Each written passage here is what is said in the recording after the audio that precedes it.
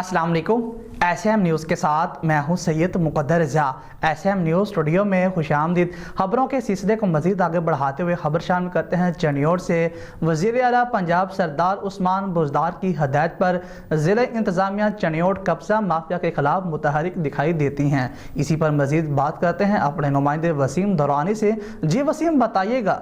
जी बिल्कुल, वज़ीर आला पंजाब सरदार उस्मान बुज़दार की हिदायत पर ज़िलाई इंतज़ामिया कब्ज़ा माफिया के खिलाफ मुतहर्रिक। चक नंबर 136 जींबे तहसील चनियोट से 80 कनाल ज़रूरी ज़मीन वागुज़ार करा दी गई है। वागुज़ार करवाई गई ज़मीन की मालियत 1 करोड़ 65 लाख रुपए बनती है। मैं आपको बताता चलूँ कि डिप्टी कमिश्नर आसिम जावेद की हिदायत पर ऑपरेशन किया गया।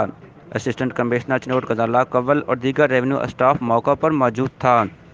इस सरकारी ज़मीन पर एक अरसा से लोगों ने कब्ज़ा कर रखा था कि रवां साल ज़रूरी इंतज़ामिया चनियोट ने 44 करोड़ से ज़ायद की 1841 कनाल ज़रूरी ज़मीन काबज़ीन से वागुज़ार करवा चुकी है। डिप्टी कमिश्नर आसिम जावेद ने कहा है, कब्ज़ा माफिया के खिलाफ ऑपरेशन बिला तफरीक जारी रहेगा।